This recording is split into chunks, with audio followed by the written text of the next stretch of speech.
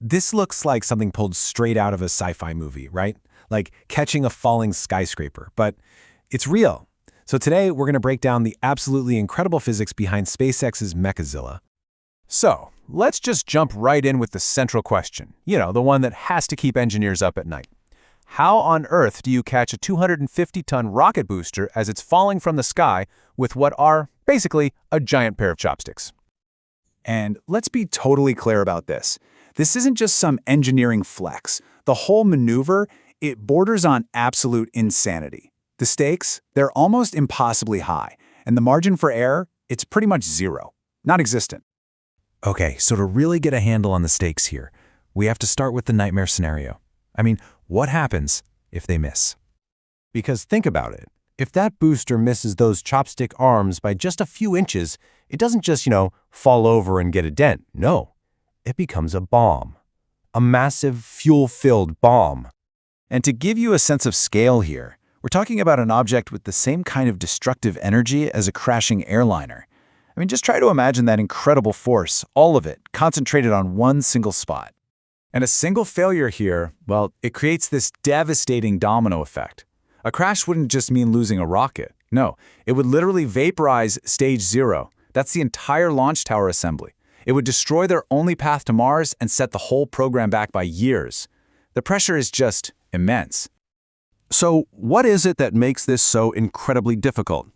Well, it all comes down to a maneuver with a pretty terrifying name, the suicide burn. Okay, so the core issue is actually pretty simple. The Super Heavy booster is just too massive for its engines to let it hover in place. It can't just pause and kind of adjust its position like the smaller Falcon 9 rockets can. Nope, it's either going up or it's coming down, and coming down fast. And that constraint is what forces SpaceX into this maneuver, the suicide burn. The name really says it all, doesn't it? The rocket is falling at its maximum speed, and the flight computer has to fire the engines at the absolute last possible second to slow down enough for the catch. Just think about this sequence for a second. The rocket has to perfectly calculate its fall, then fire its engines with split-second timing, and then come to a dead stop. We're talking exactly zero velocity at the precise moment it makes contact with the catch arms. There is no do-over. You get one shot. So the crucial point here is this tiny, tiny window of success. If the rocket stops just a little too high, it falls and smashes the very arms that are supposed to catch it. If it stops even a fraction too low, it smashes right into the ground. It is a completely binary outcome. You either have perfection or you have a catastrophe. So, how in the world do you solve a problem that seems impossible like this? All right, let's get into the secrets of the catch and the brilliantly counterintuitive solution that SpaceX came up with. Well, traditionally, rockets used these heavy deployable landing legs. The big innovation here was to just get rid of them completely. Instead, they went with something much smaller, much lighter, and actually much stronger, simple steel catch pins. So why hang the rocket? Well, it's all about weight. Swapping out that bulky landing gear for these small steel pins saves a ton of mass. And in the rocket equation, every single kilogram you save means more payload you can send to orbit. It's that simple.